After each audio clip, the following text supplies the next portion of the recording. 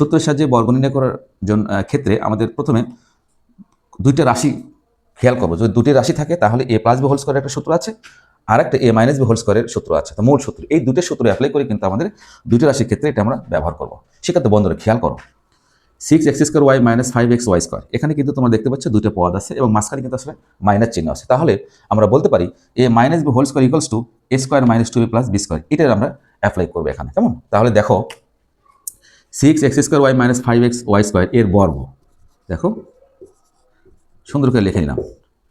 তাহলে দেখো 6x² minus 5xy square. ওকে, শিক্ষার্থী বন্ধুরা খেয়াল করো। তাহলে দেখো যেহেতু আমরা এখানে আমাদের দুটো পদ আছে, তাহলে প্রথম পদটাকে আমরা যদি a কনসিডার করি, দ্বিতীয় পদটাকে যদি b কনসিডার করি, তাহলে দেখো শিক্ষার্থী বন্ধুরা আমরা কোন সূত্রটা প্রয়োগ করতে পারি।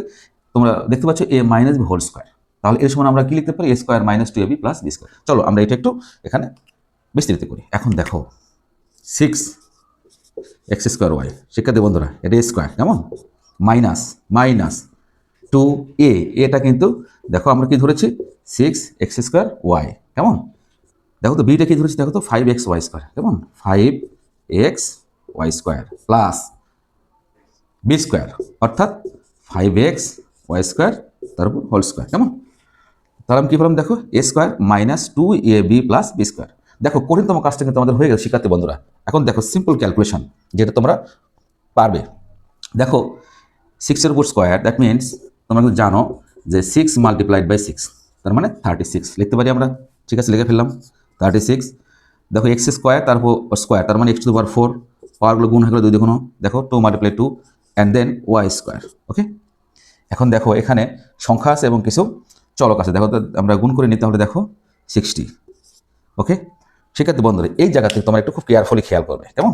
দেখো এখানে দেখো এক্স স্কোয়ার, এখানে এক্সের পাওয়ার কত আছে 2, আর এখানে শুধু এক্স মানে তোমার ইন্ডিকেটস করে এক্সের পাওয়ার শুধু কিন্তু 1। তাহলে দেখো আমরা গুণ করবো, অর্থাৎ 2 + 1, তার মানে আমরা লিখতে পারি x³ অ্যান্ড ওয়াইয়ের ক্ষেত্রে কি আছে দেখো তো, ওয়াইয়ের ক্ষেত্রে দেখো এখানে আছে কিন্তু পাওয়ার 1, অর্থাৎ শুধু ওয়াইটা যদি আমরা লিখি তাহলে তার ইন্ডেক্স বা সূচক যেটা বলো না কেন সেটা পাওয়ার কিন্তু 1। তাহলে এখানে দেখো 1, এখানে 2, তাহলে 3 হলো। দ্যাট মিনস আমাদের y³, কেমন? প্লাস খেয়াল করো শিক্ষার্থী বন্ধুরা 5² দ্যাট মিনস 25। ওকে,